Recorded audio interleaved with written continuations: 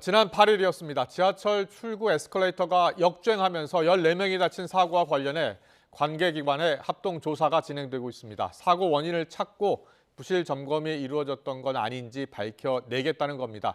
취재기자 연결해서 현장 상황 알아보겠습니다. 우종훈 기자. 네, 순회역 2번 출구에 나와 있습니다. 네, 지난 8일 역주행 사고가 난 지 닷새 만에 합동조사가 진행되고 있는 거죠? 네, 잠시 휴식을 마친 합동조사팀의 오후 조사는 조금 전이 30분 전 재개됐습니다. 현재는 보시는 것처럼 순회역 2번 출구에는 가림막이 쳐져 있고 주변 보행자들은 이곳을 지날 수가 없는 상황입니다. 현재 가림막 안에서는 국과수와 한국승강기안전공단 그리고 철도경찰 19명이 조사를 벌이고 있습니다. 오늘 감식의 목적, 에스컬레이터 설비를 점검해 원인을 규명하는 건데요. 오늘 오전 조사에 들어가기 앞서 철도경찰이 밝힌 간단한 계획 직접 들어보시겠습니다. 사고 원인에 대해서는 지금 또 조사가 실시하고 지금 현장이 그대로 보존된 상태니까 현장 가서 열어본 상태에서 진행할 예정이고.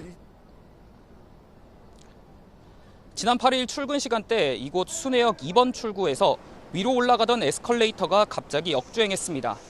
에스컬레이터 이용객들이 아래로 떨어져 서로 뒤엉키며 14명이 다쳤습니다. 현재까지 경찰은 누군가 에스컬레이터를 수동으로 임의 조작해 사고를 일으켰을 가능성은 적다고 보고 있습니다. 대신 에스컬레이터 역주행 방지 장치, 보조 브레이크가 제대로 작동하지 않은 데 주목하고 있습니다.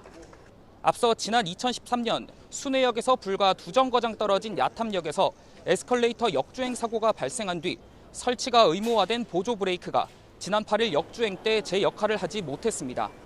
하지만 에스컬레이터는 관계기관들의 앞선 점검에서 모두 양호 판정을 받았습니다. 불과 한 달 전 이루어진 에스컬레이터 유지보수 업체의 월간 점검에서 양호 판정이 나왔고 지난해 이루어진 한국승강기안전공단의 검사에서도 이상 없음으로 합격 판정을 받은 겁니다. 합동조사가 사고 원인 규명과 함께 관리 부실 문제를 살피는 것도 이 때문입니다.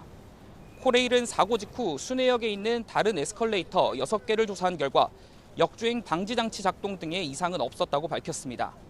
또 내년까지 순회역 에스컬레이터를 모두 교체하고 비슷한 시기 설치된 8개 역사의 에스컬레이터도 특별 점검하기로 했습니다.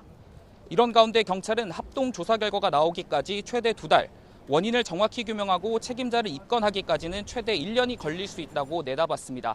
지금까지 순회역에서 YTN 우종훈입니다.